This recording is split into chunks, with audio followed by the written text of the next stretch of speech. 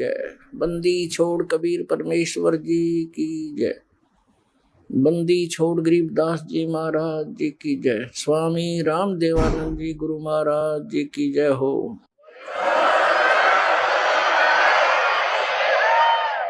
गरीब नमो नमो सतपुरुष को नमस्कार गुरु की नहीं। सुर नर मुनि जन साधुआ संतों सर्वस दीन। सतगुरु साहेब संत सब डंडो तम प्रणाम। आगे पीछे मध्य हुए तिनको जा कुर्बान। नराकार निर्विषम काल जार वैवंजनम। निर्लेपम निज निर्गुणम अकल अनुपेशोन्दुनम। सोहम सुरति समाप्तम सकल समाना निर्तल। उज्ज्वल हिरंबर हरदमम बेपरवा अथा है वार पार नहीं मज्जतम। ग्रीब जो सुमरे सिद्ध होई गणनायक गलता ना। करो अनुग्रह सोई पारस पद परवाना। आदि गणेश मनाऊं गणनायक देवन देवा। चरण कमल लो लाऊं आदंत करूं सेवा। परम शक्ति संगीतम रिद्धि सिद्धि दाता सोई। अवगत गुण अतीतम सत पुरुष निर्मोही। जगदम्बा जगदीशम मंगल रूप मुरारी। तन मन अर्पों शीसम भक्ति मुक्ति भंडारी।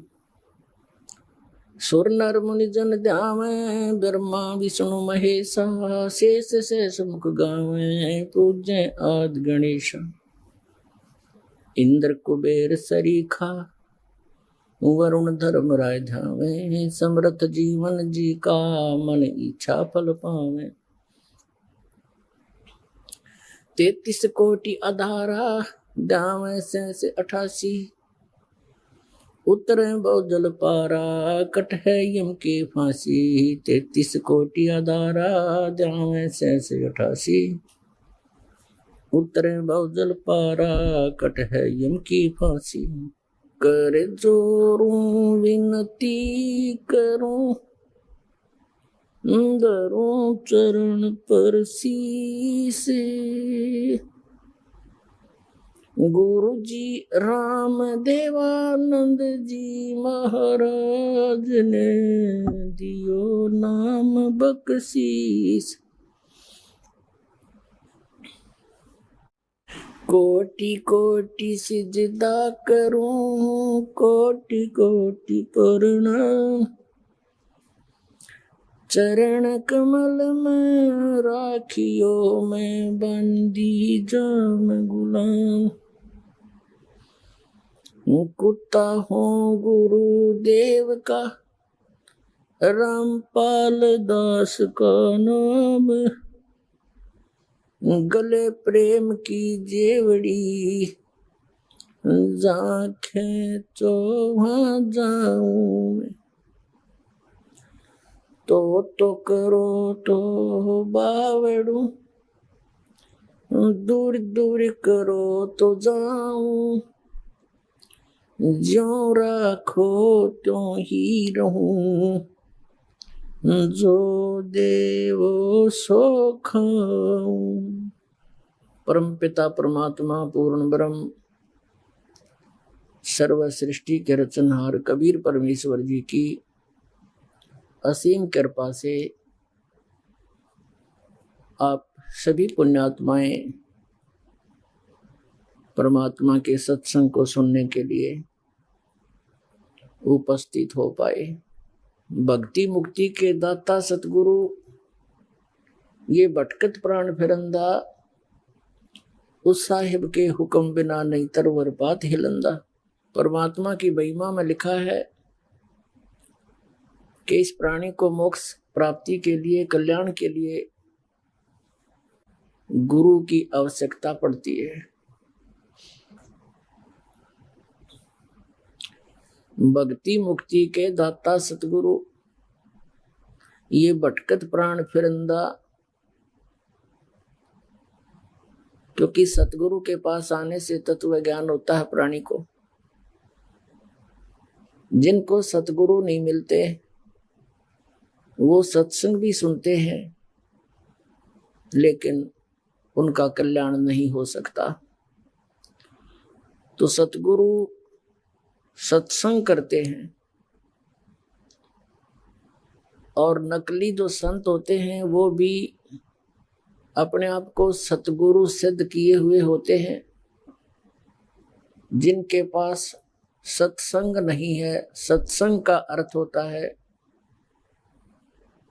सच्चा आध्यात्मिक ज्ञान, जिसको तत्व ज्ञान कहते हैं, जो सर्व शास्त्रों के अनुकूल होता है। तो जो सत्संग नहीं करते, नाम सत्संग का ही लेते हैं, उनके सत्संग सुनने से भी जीव कल्याण नहीं हो सकता। पुण्यात्माओं,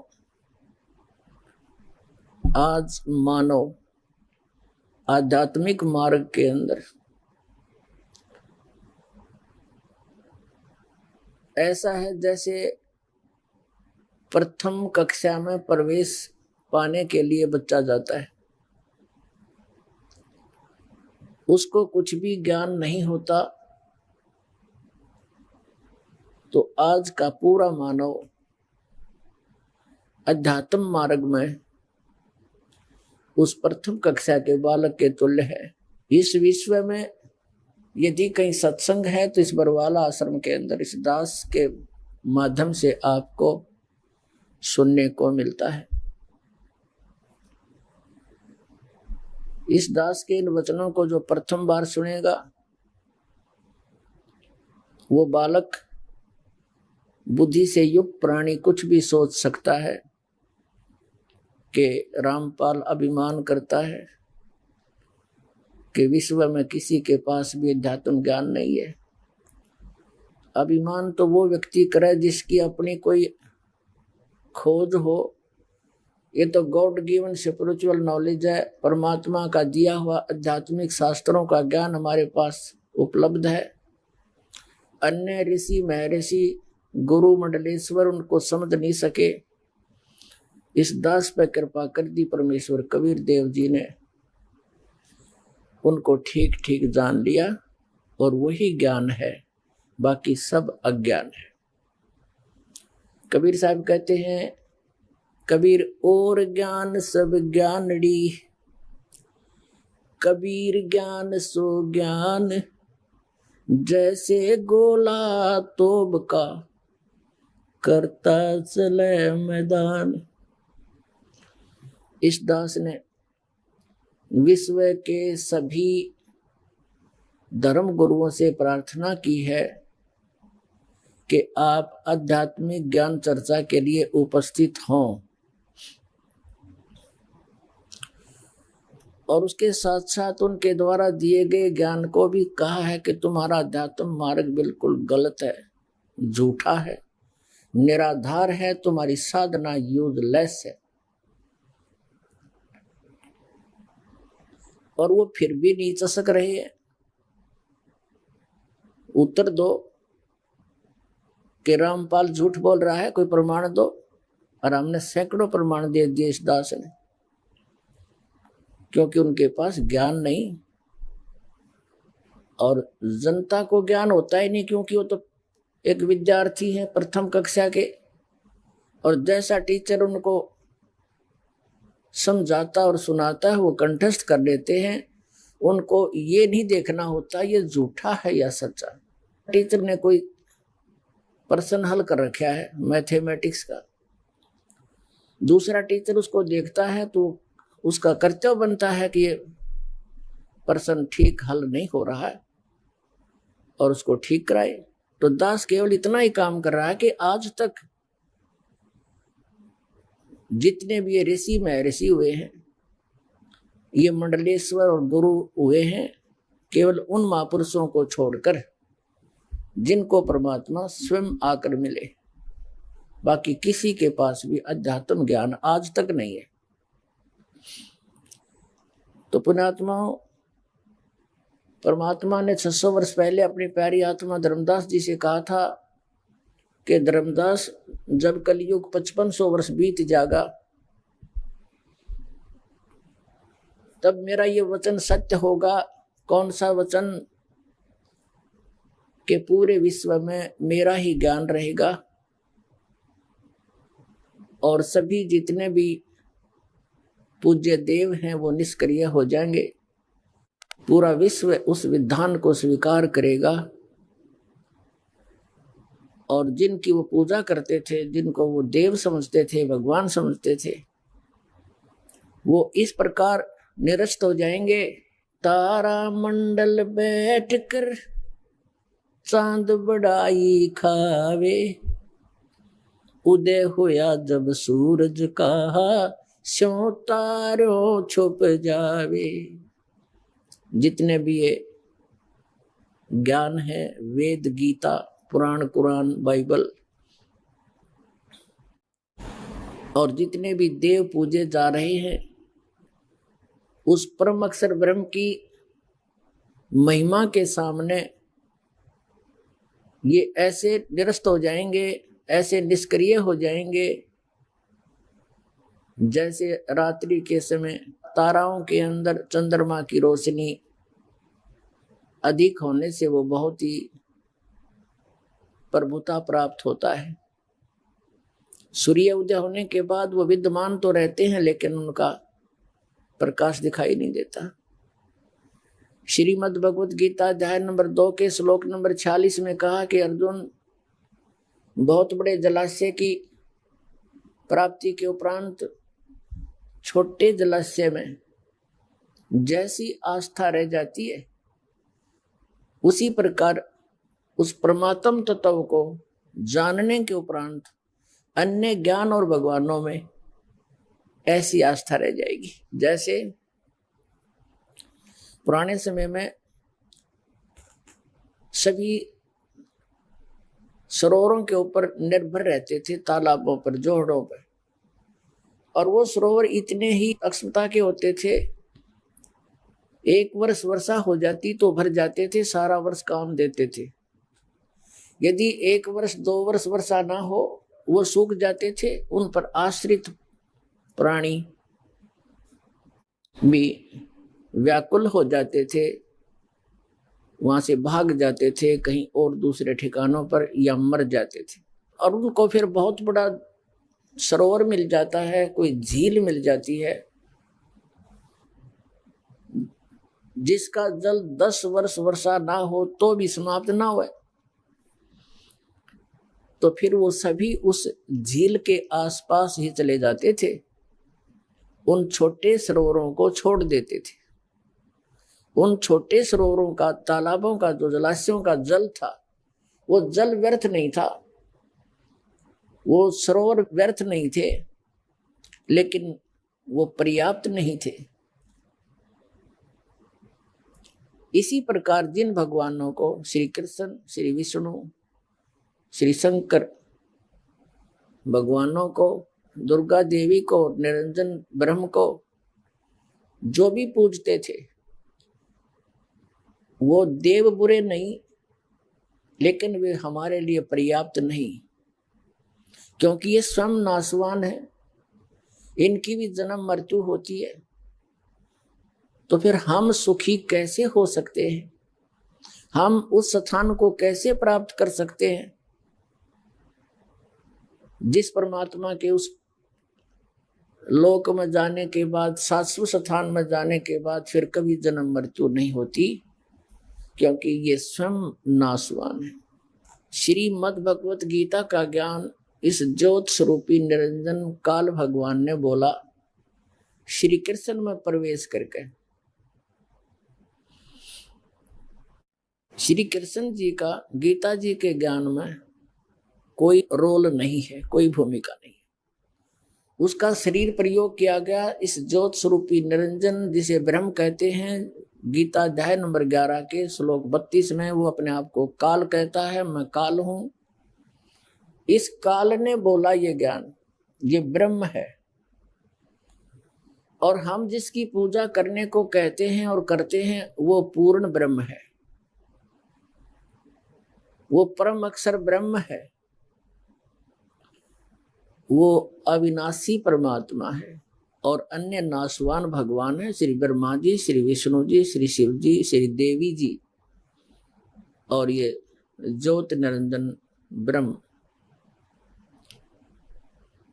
इनका स्वयं ही जन्म मृत्यु होता है, तो इनको प्राप्त प्राणी भी जन्म मृत्यु में ही रहते हैं। तो श्रीमद् भगवत गीता अध्याय नंबर 18 के श्लोक नंबर 62 में 62 में गीता ज्ञान दाता कहता है कि अर्जुन तू सर्वभाव से उस परमेश्वर की शरण में जा जिसकी कृपा से तू परम शांति को और सनातन परम धाम को प्राप्त होगा। पुण्यात्माओं, जब तक जन्म मृत्यु है तो जीव को शांति नहीं। शांति उस समय होगी जब हमारा जन्म और मृत्यु सदा के लिए समाप्त हो जाएगा।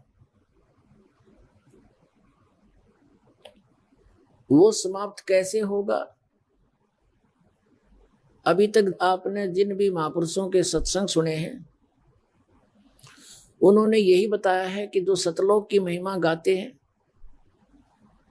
सचखंड की महिमा सुनाते हैं, जैसे राधा स्वामी पंथ, धन धन सतगुरु सच्चा सौदा सिरसा वाले और जय गुरुदेव पंथ मथुरा वाले या ठाकुर जी वाले, ये सब एक ही कुएं का जल है। शिवदयाल जी के विचारों से ही ये आगे चले।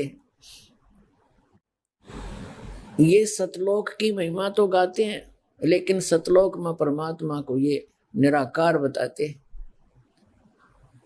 केवल वहां चेतनता ही चेतनता है। और इनकी इतनी अज्ञान विधान है इन संतों का, इनके हेड ऑफ द डिपार्टमेंट का, इनके इस राधा स्वामी पंथ के प्रवर्तक का, श्री शिवदयाल जी का, कि उसको तो इतना भी ज्ञान नहीं था। कोई पहली कक्षा का बच्चा भी ए आ तो ठीक बता देता है, वो ए आ भी नहीं जाने था, ए बी सी का ज्ञान नहीं था इसको, अध्यात्म मार्ग का। पुण्यात्माओं, जैसे सिद्धांत बताते हैं 2.5 घंटा सुबह ध्यान लगाओ, 2.5 घंटा शाम को। परमात्मा कहते तुम्हारा झूठा ज्ञान और ध्यान कहाँ लाओ, जो तुम्हारा ज्ञान यूजलेस है, ध्यान कहाँ लगाओगे?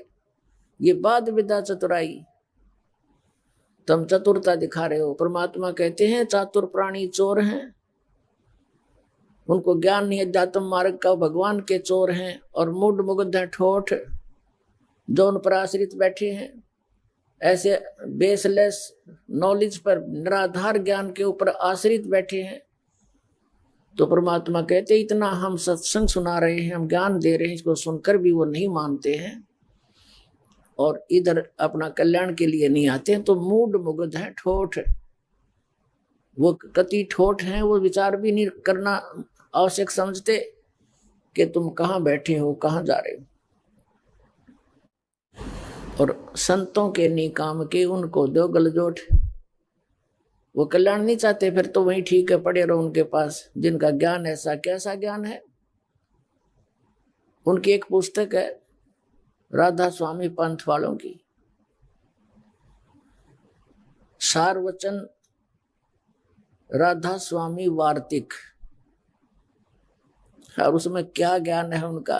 हे भगवान, आत्मा रोती है दास की कि 150 वर्ष बर्बाद कर दिए, मानव को नरक में ठोक दिया। उनको ये ज्ञान था, उनको सतनाम का नहीं पता, सतनाम वस्तु क्या है। और सतनाम तो मूल है इस मोक्ष मार्ग का, मूल। सतनाम के बिना मोक्ष नहीं हो सकता। सतनाम 2 अक्षर का होता है और उनको सतनाम का नहीं पता। और कितना देश डुबो दिया, कितनी जनता को बर्बाद कर दिया। अब रोते हुए आ रहे पुण्यात्मा, टक्कर मारते हैं। 20-20 साल, 25-25, 30-30 वर्ष खो दिए उनके पास। तो भी सौभाग्य उनका ही समझ में आ गई, कुछ नहीं बिगड़ाई बताई। ये तो असंग जन्म हो गए, 1-2 जन्म और पीछा छूट जाएगा, नहीं तो सच्चे दिल तो लग गया तो इससे जन्म में पीछा छूट जाएगा। कबीर साहब कहते हैं जीवन तो थोड़ा ही बला जै सत सुमरण हो, लाख वर्ष का जीवना कोई लिख धरे नहीं कोई। अब थोड़ी सी झलक दिखाते हैं, क्योंकि प्रसंग ये चला है कि इनके पास, विश्व में किसी के पास अध्यात्म ज्ञान नहीं। थोड़ा सा प्रमाण देते हैं। राधा स्वामी पंथ के इन महापुरुषों को कितना अध्यात्म ज्ञान था। और फिर ध्यान लाने की बताओ, ध्यान कहाँ लगाओगे? किसी वस्तु को टारगेट बनाया जाता है ध्यान लगाने के लिए।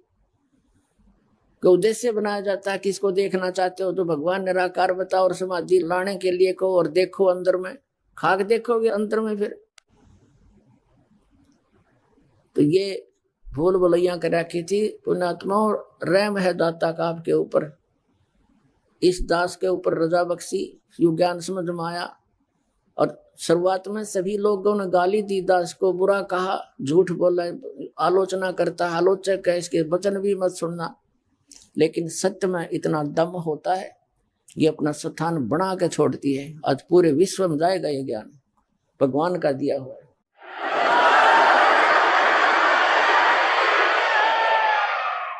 ये देखिएगा, एक पुस्तक है राधा स्वामी वार्तिक, सारवचन राधा स्वामी वार्तिक, अजूर स्वामी जी महाराज, राधा स्वामी सत्संग व्यास। ये कहाँ से छपी है? प्रकाशक हैं जगदीश चंद्र सेठी, सेक्रेटरी राधा स्वामी सत्संग व्यास, डेरा बाबा जयमल सिंह। और ये मुद्रक है इसके लक्ष्मी ऑफसेट प्रिंटर दिल्ली, 2003 का ये 16वां संस्करण है। भूमिका से स्पष्ट हो जाता है ये किसके वचन हैं। सारवचन राधा स्वामी वार्तिक अजूर स्वामी जी महाराज के वचनों का संग्रह है। ये वचन सत्संगों तथा अन्य चर्चाओं के दौरान सत्संगियों ने नोट किए थे। स्वामी जी महाराज के परम धाम सिधारने के कुछ वर्ष बाद इनका संग्रह करके पुस्तक के रूप में छपवाया गया। सन 1902 में बाबा जयमल सिंह जी महाराज ने सारवचन राधा स्वामी वार्तिक को पहली बार गुरमुखी लिपि में छपवाया।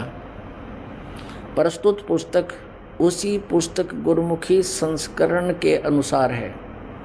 अब इसका हिंदी संस्करण प्रकाशित किया जा रहा है। 1902 और आज होगी 2012, ओए होए 110 वर्ष हो गए इस अडंगे पढ़ते न, इनका समझ में नहीं आई। ये कहना के चाव थे। देखिए ये कौन है? अजूर स्वामी जी, अजूर जी महाराज के सत्संगों का संग्रह है ये कौन है अजूर जी? देखिए स्वामी जी महाराज का शुभ नाम सेठ शिवदयाल सिंह जी था। ये राधा स्वामी पंथ का प्रवर्तक है, सेठ शिवदयाल सिंह जी। आपने 25 अगस्त 1818 में आगरा शहर में जन्म लिया। आपके पिताजी का नाम सेठ दिलवाली सिंह जी तथा माताजी का नाम महामाया जी था। आपके पूर्वज पंजाब के रहने वाले थे तथा घर में गुरु ग्रंथ साहिब का पाठ किया जाता था। आपके माता पिता हाथरस के प्रसिद्ध संत तुलसी साहिब के भक्त थे। स्वामी जी महाराज ने भी तुलसी साहिब की काफी संगति की थी। बचपन से ही स्वामी जी महाराज का रुझान अध्यात्म की ओर था। आपने एक कमरे में बैठकर 17 वर्ष सूरत शब्द योग का अभ्यास किया। 17 वर्ष तक डरे डोए उसने एक कमरे में बैठ के। ये प्रश्न नंबर 6 पढ़ रहे हम। सन 1861 में बसंत पंचमी के दिन खुले तौर पर आम सत्संग और सुरत शब्द योग का उपदेश शुरू किया। अब पुण्यात्माओं 17 वर्ष हठ योग डले डोके उसने जो अनुभव प्राप्त किया, फिर क्या वचन फरमाए। 17 वर्ष के उसने जो उपलब्धि की शब्द सुरत अभ्यास हठ योग करके उसको क्या ज्ञान हुआ, वो वचन सुनो ही उसके। ये वचन फरमाए इसने। ये देखो राधा स्वामी दयाल की दया, राधा स्वामी साहेब खुलासा उपदेश हजूर राधा स्वामी साहब का। राधा स्वामी ये शिवदयाल ने कहे हैं। इसको राधा स्वामी क्यों कहने लगे? इनकी धर्मपत्नी का नाम वैसे तो नारायण देवी था, लेकिन उसको श्रद्धा से राधा कहने लगे और शिवदयाल जी को वो कृष्ण की भूमिका में ले रहे थे। तो राधा स्वामी, राधा का पति शिवदयाल। जैसे उमापति, जहाँ पर उल्लेख के अंदर उमापति लिखा हो अंडरस्टूड है उमा का पति यानी शिव जी भगवान शंकर जी की तरफ संकेत हो, शंकर जी उमापति, तो उमा स्वामी शंकर जी, राधा स्वामी शिवदयाल जी, तो ये राधा स्वामी ये शिवदयाल जी समझो। अब यहां से वचन शुरू है इसके दफा 1 में प्रश्न नंबर 13 पे। अब ये क्या बताना चाहता है, सतनाम को कैसे डिफाइन कर रहा है शुरू में, सिर्फ काम इतना है कि इंसान यानी मनुष्य अपनी सूरत यानी रूह को, उसके खजाने और निकास यानी मुकाम सतनाम, मुकाम माने स्थान, यहां सतनाम को मुकाम कहा है, स्थान कहा है सतनाम, मुकाम यानी मुकाम सतनाम और राधा स्वामी में पहुंचावे। ये 14 पर हमने पढ़ जाए। अब नीचे आइएगा वचन नंबर 3। जितने आचार्य और महात्मा और अवतार और पैगंबर हर एक मजहब के हुए हैं, वे सब अपने अभ्यास के जोर से अंतर की तरफ मुकाम असली के चले, असली स्थान को चले। सिर्फ संत 5वीं मंजिल 5वीं यानी सतनाम पर, और कोई बिरले संत मंजिल 8वीं यानी राधा स्वामी पद पर पहुंचे। अब यहां से हो गया 2 स्थानों पर, मंजिल माने भी स्थान, इन्होंने अनुवाद भी कर रखा, मंजिल माने स्थान डिफाइन कर रखा, मंजिल माने स्थान। तो यहाँ सिर्फ संत मंजिल 5वीं यानी सतनाम पर, ये सतनाम स्थान हो गया, क्लियर।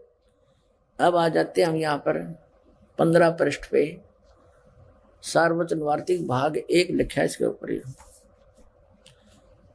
अब इसके 4 नंबर वचन में क्या कहा कि अब समझना चाहिए राधा स्वामी पद सबसे ऊंचा स्थान है, मुकाम है, ठीक है, और यही नाम कुल मालिक और सच्चे साहिब और सच्चे खुदा का है।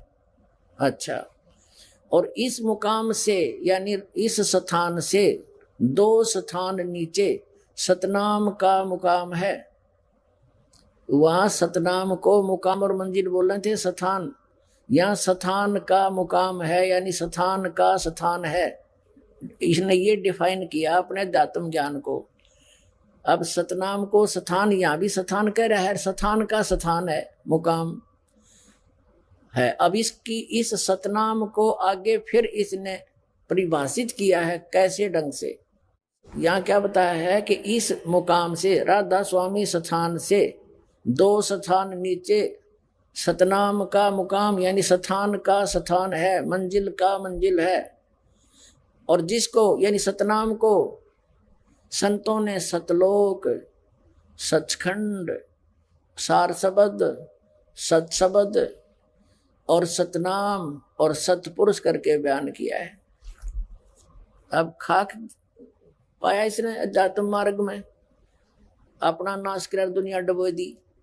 ये इसका अध्यात्म मार्ग 17 वर्ष डले ढोके इसने यो ज्ञान दिया। सतनाम को वो सतपुरुष, सार शब्द, सार नाम, सतनाम और सतपुरुष और सतलोक, सचखंड वो सतनाम ही है।